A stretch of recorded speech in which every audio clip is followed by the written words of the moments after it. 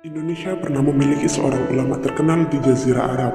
Beliau menjadi imam di Masjidil Haram, mengajar di Haramain dan penulis buku-buku yang tersebar di seluruh Timur Tengah. Beliau adalah Syekh Nawawi Al-Bantani. Namanya begitu terkenal di Arab Saudi sehingga beliau dijuluki Sayyidul Hijaz, seorang ulama di wilayah Hijaz. Kesalehannya dalam agama juga membuatnya menjadi Nawawi kedua, yang berarti penerus ulama terkenal dunia Imam Nawawi.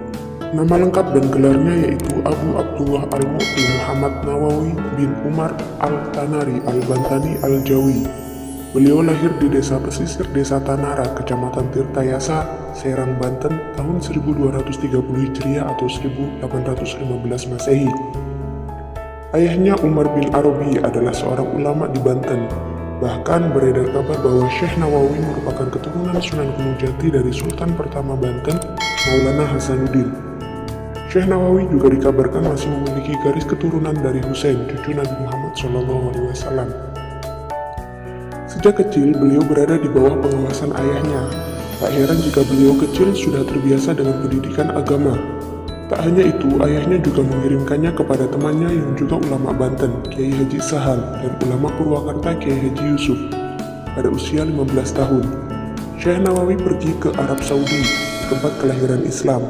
Beliau memantapkan ilmu agamanya. Ulama besar Saudi menjadi gurunya. Setelah 3 tahun menimba ilmu di Tanah Suci, Syekh Nawawi kembali ke tanah air. Namun ketika kembali beliau tidak senang dengan kondisi pendudukan Belanda. Beliau kemudian kembali ke Mekah dan menjadi penuntut ilmu. Sejak kepergiannya beliau tidak kembali ke Indonesia hingga akhir hayatnya. Di Mekah, Syekh aktif menghadiri majelis ilmu di Masjidil Haram.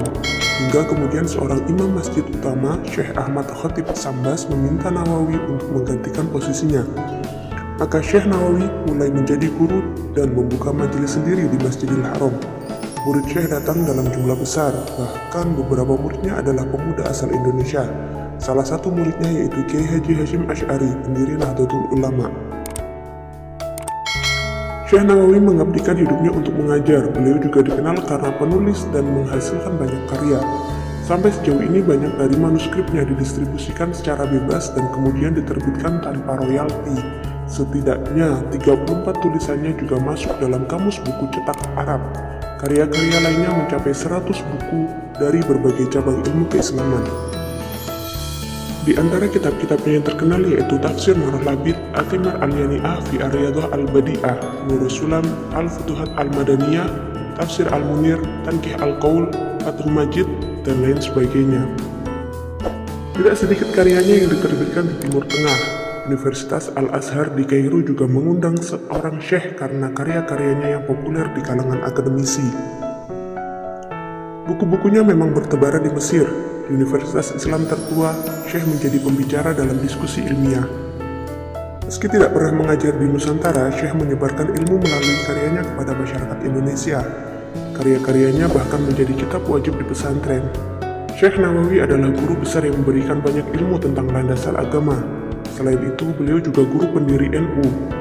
Karena itu, tak sedikit yang menyebut Syekh Nawawi sebagai akar tradisi intelektual ormas Islam terbesar di Indonesia. Syekh Nawawi sering mengungkapkan dirinya sebagai pengikut sekte Asy'ariyah dan Maturidiyah, sekte yang lahir dari Abu Hasan Al-Asy'ari dan Abu Mansur Al-Maturidi. Keduanya adalah kelompok yang fokus mempelajari sifat-sifat Allah. Dari Syekh Nawawi, pemahaman itu kemudian menyebar di Nusantara. Adapun madhab fikih, Syekh Nawawi memilih mengikuti Imam Syafi'i. Hal ini terlihat dari karya-karyanya di bidang fikih. Syekh Nawawi juga mempelajari tasawuf dan mengajarkannya. Beliau bahkan menulis sebuah karya yang menjadi rujukan utama seorang sufi. Imam Ghazali juga sangat mempengaruhi pemikiran Syekh Nawawi. Ulama Nusantara yang terkenal di dunia internasional ini wafat di Syaib Ali, di pinggiran kota Makkah, pada tanggal 25 Syawal 1314 Hijriah atau 1879 Masehi. Beliau kemudian dimakamkan di pemakaman Ma'la. Hingga saat ini masyarakat Nusantara khususnya masyarakat Banten selalu memperingati hari wafatnya setiap tahunnya. Demikianlah kisah seorang ulama Indonesia yang pertama menjadi imam Masjidil Haram di Mekah.